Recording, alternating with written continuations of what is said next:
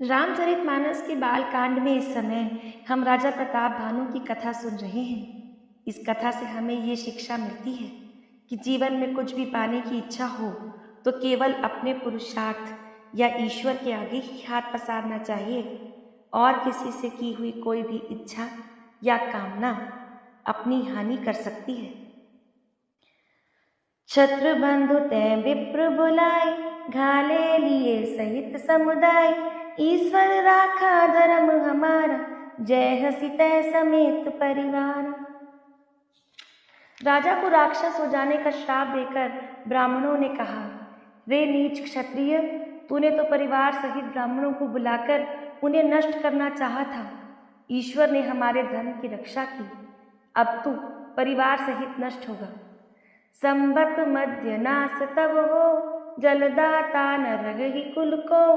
नृप सुनि श्राप विकल अति त्रासा, भय बहोरी बर गिरा आकाशा।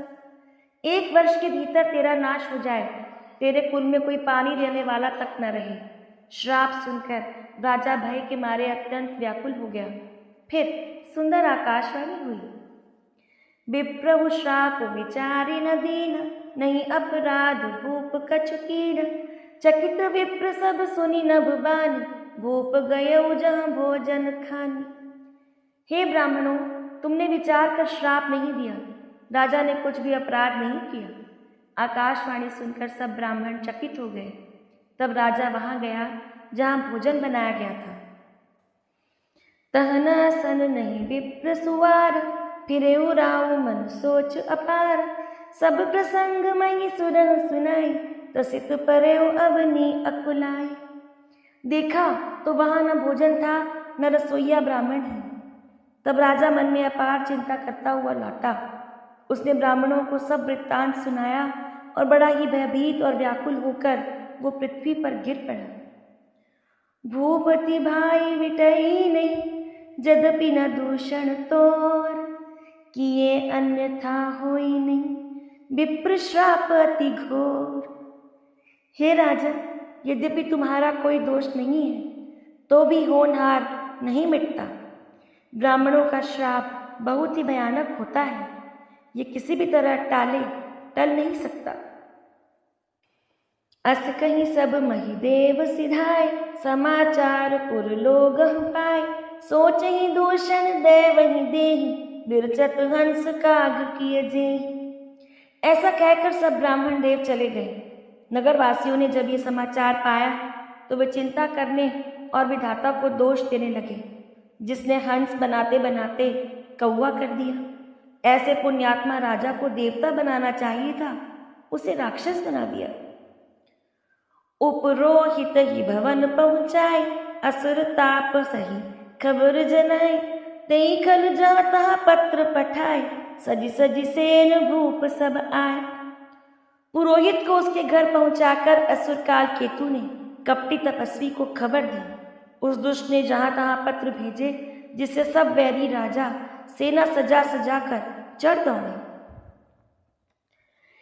घेरे ही नगर निशान बजाए, विविध भांति नित हो ही लड़ाई। जूझे सकल सुभट करी करनी, बंधु समेत परे नृप धरनी। और उन्होंने डंका बजाकर नगर को घेर लिया। नित्य प्रति अनेक प्रकार से लड़ाई होने लगी। प्रताप भानु के सब योद्धा शूरवीरों की करनी करके रण में जूझ मरे। राजा भी भाई सहित खेत रहा। सत्य केतु कुल को नहीं बाचा, विप्र श्राप किमि होई असाचा। रिपुजिति सब नृप नगर बसाई, निजपुर गवने जय जस पाई। सत्य केतु के कुल में कोई नहीं बचा। ब्राह्मणों का श्राप झूठा कैसे हो सकता था।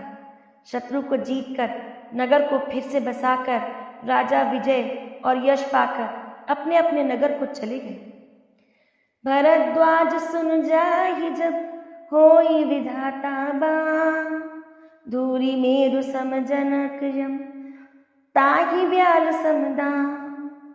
याज्ञवल्क्य जी कहते हैं, हे भरद्वाज सुनो, विधाता जब जिसके विपरीत होते हैं तब उसके लिए धूल सुमेरु पर्वत के समान भारी और कुचल डालने वाला, पिता यम के समान काल रूप और रस्सी सांप के समान काट खाने वाली हो जाती है। काल पाई मुनि सुनु सोई राजा, भयउ निशाचर सहित समाज। 10 सिर ताई 20 भुज दंडा, रावण नाम वीर बरिबंडा। हे मुनि सुनो, समय पाकर वही राजा परिवार सहित रावण नाम का राक्षस हुआ। उसके 10 सिर और 20 भुजाएं थी। वह बड़ा ही प्रचंड शूरवीर था।